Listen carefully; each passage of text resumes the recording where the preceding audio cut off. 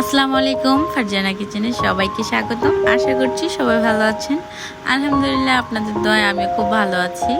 তো চলে আসলাম নতুন আরও একটা রেসিপি নিয়ে। আজকে আপনাদেরকে করে দেখাচ্ছি রায়তা। তো এটা খুবই মজার। এটা এভাবে খালিও খাওয়া যায়, রুটি দিয়েও খাওয়া যায়, বিরিয়ানি দিয়ে, পোলাও দিয়ে, আপনি যে কোনো কিছুর সাথে এটা খেতে পারবেন। আর এটা খেতে দারুণ মজা। তো দেখতেই থাকুন, ফারজানা কিচেনের সাথে থাকুন। চলুন রেসিপিতে যাওয়া যাক। তো আমি একটা বোলের মধ্যে এখানে শসা কুচি করে নিয়েছি, পেঁয়াজ কুচি করে নিয়েছি।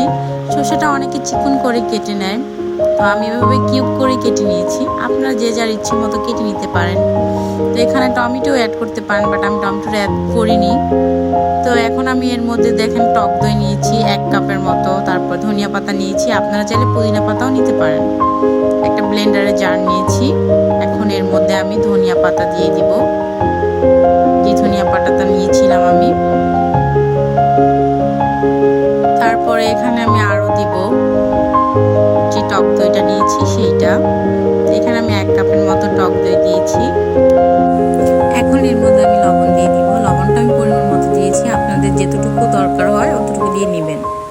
তারপরে দিয়ে দিলাম 1/2 চা চামচের মতো গোলমরিচের গুঁড়া। এখানে আমি সাদাটা ব্যবহার করেছি।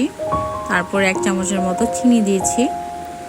আপনার পরিমাণটা নিজের অনুযায়ী দিবেন। আমার আর একটু চিনি দরকার ছিল, তাই আমি আর একটু দিয়ে নিয়েছি। তারপর আমি এটাকে ব্লেন্ড করে নিয়েছি।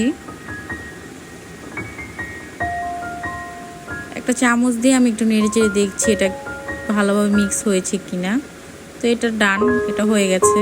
তো এখন আমি যে শসা কুচি করে রেখেছিলাম, পেঁয়াজ কুচি করে রেখেছিলাম, সেটার উপরে দিয়ে দিব।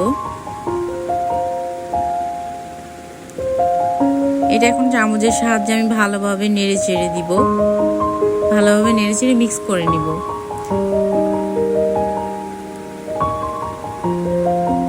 তো আমি আস্তে আস্তে চামচের সাহায্যে এটা ভালোভাবে মিক্স করতেছি।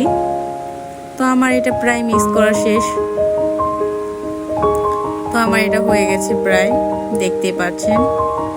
তো ভিডিওটা কাদের কাদের ভালো লেগেছে তারা অবশ্যই কমেন্ট করে জানাবেন। এরকম মজার মজার রেসিপি দেখতে চাইলে ফারজানা কিচেনের সাথেই থাকতে হবে। আর অবশ্যই বাসায় ট্রাই করতে ভুলবেন না। বাসায় ট্রাই করে দেখবেন আর কমেন্ট করে জানাবেন কেমন হয়েছে। আমারটা তো খুব মজা হয়েছে, আপনাদের তো কেমন হয়েছে সেটা অবশ্যই জানাবেন। সবাই ভালো থাকবেন, সুস্থ থাকবেন এই কামনা করছি। আমাদের জন্য দোয়া করবেন। ফারজানা কিচেনের সাথেই থাকবেন। আল্লাহ হাফেজ।